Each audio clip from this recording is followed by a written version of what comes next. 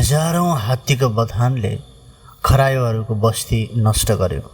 एउटा सानो खरायोले भन्यो, म एक्लै रोक्छु। न सेना न हतियार, केवल एउटा योजना र पूर्णिमाको रात।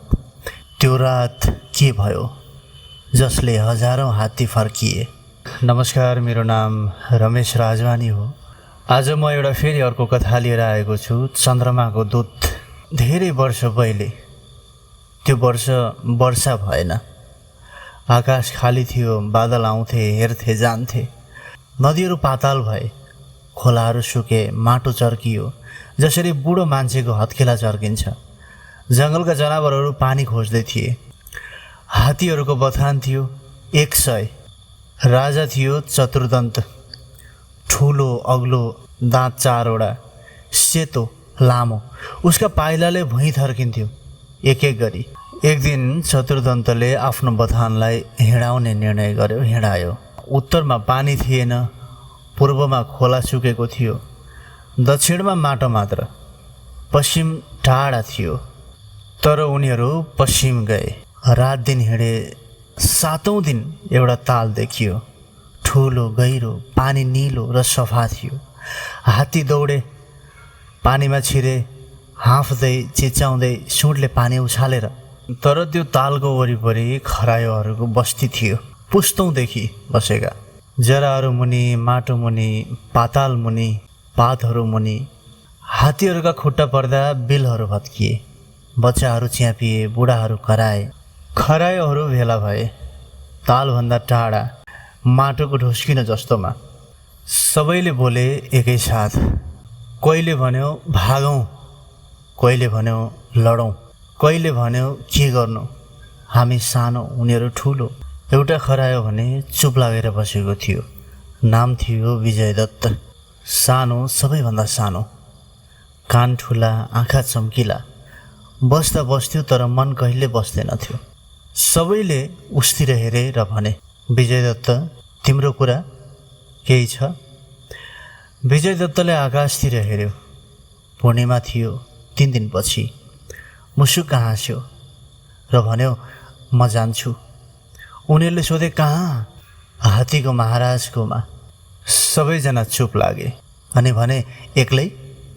हो, एक्लै। विजयदत्त हिँड्यो तालतिर। हात्तीहरू अझै पानीमा थिए, खेल्दै, नुहाउँदै।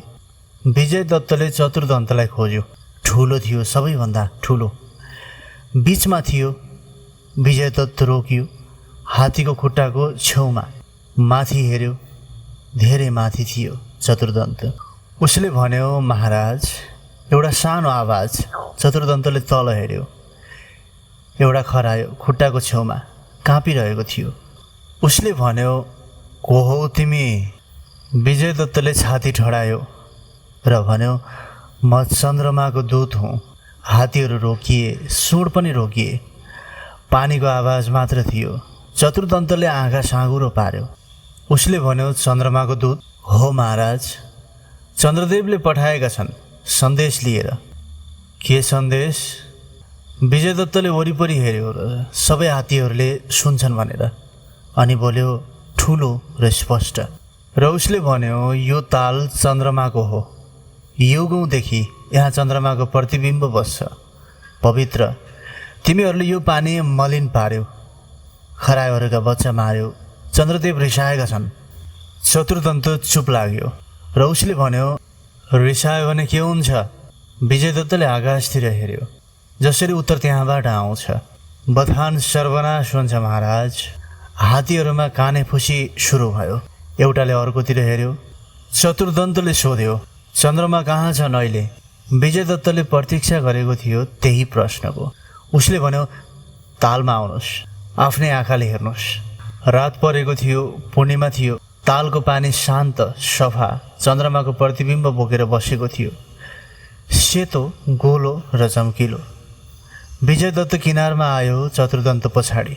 विजयदत्तले तालतिर हेऱ्यो, त्यहाँ चन्द्रदेव। चतुर्दन्तले हेऱ्यो, पानीमा चन्द्रमा थियो, सेतो, गोलो र चम्किलो। चतुर्दन्तले सुँड झार्यो। पानी छुन, पानी हल्लियो। चन्द्रमाको प्रतिबिम्ब हल्लियो, टुक्रियो, फेरि जोडियो।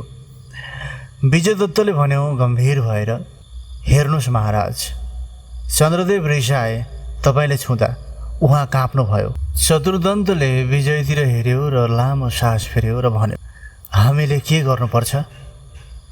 विजय दत्तले भन्यो, यो ताल छाड्नुहोस्, खरायोहरूको बस्ती बचाउनुहोस्, चन्द्रदेवसँग क्षमा माग्नुहोस् र फर्किनुहोस्।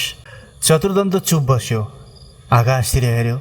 माथि साँच्चै चन्द्रमा थियो, पानीमा प्रतिबिम्ब थियो, दुवै उस्तै देखिन्थे।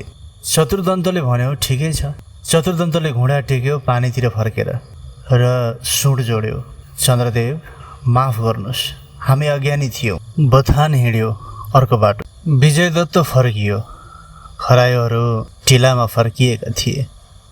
उसलाई देखेपछि सबै आए। उनीहरूले भने, के भयो? गए तिनीहरू? उसले भन्यो, गए। कसरी मनाइस्? विजय दत्तले तालतिर हेऱ्यो। पानीमा चन्द्रमा अझै थियो र भन्यो, चन्द्रमाले मनायो। कसैले बुझेन। एउटा बुढो खरायोले सोध्यो, चन्द्रमाले? चन्द्रमा त आकाशमा थियो। विजय दत्तले हाँस्यो, हो, तर पानीमा पनि थियो र ठुलो मान्छे जसले माथि मात्र हेर्छ, तलको प्रतिबिम्ब देख्दैन। बुढो खरायो चुप भयो। त्यो रात खरायोहरू आफ्नै बिलमा सुते, पहिलोपटक महिनौपछि, निर्भय र स्वतन्त्रताका साथ। यो कहानीको सन्देश छ, बल नभए बुद्धि चलाऊ र बुद्धि चलाउन सिक्नेले कहिले पनि हार्दैन। यो कथाले हामीलाई 5 अमूल्य सत्यहरू सिकाउँछ।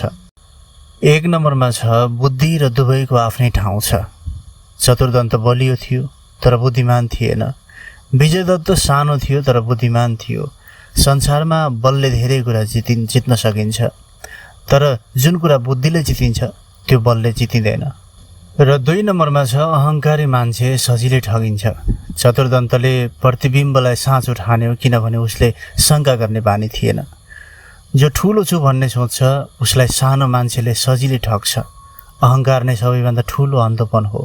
3 नम्बरमा छ, परिस्थितिलाई हतियार बनाउनु सबैभन्दा ठुलो कला हो।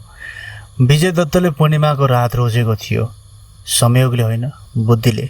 जुन कुरा प्रकृतिमा छ त्यसलाई हतियार बनाउन सक्नेले कहिले निहत्था हुँदैन। र 4 नम्बरमा छ, सानो आवाज पनि ठुलो काम गर्छ। विजय दत्त सबैभन्दा सानो खरायो। एक्लै गयो, डरलाग्दो थियो तर गयो। साहस आकारले हुँदैन, मनले हुन्छ। र 5 नम्बर यानि अन्तिममा छ, झुटो पनि कहिलेकाहीँ राम्रो कामको लागि भनिन्छ, तर सोचेर विचार गरेर मात्रै। विजय दत्तले झुटो बोल्यो तर कसैको ज्यान बचाउन, कसैको घर बचाउन। नैतिकता सधैँ श्वेतश्याम हुँदैन। कहिलेकाहीँ सानो बुद्धिको चाल ठुलो अन्यायलाई रोक्छ। पानीमा चन्द्रमा देखाउन साँचो चन्द्रमा चाहिन्छ र साँचो चन्द्रमा त आकाशमा थियो सधैँ। आजको लागि यति नै। यो कथा तपाईँलाई कस्तो लाग्यो? जस्तो लाग्यो त्यस्तै सुझाव अनि सल्लाह दिनुहोला। फेरि अर्को कथामा भेट हुनेछौँ। नमस्कार।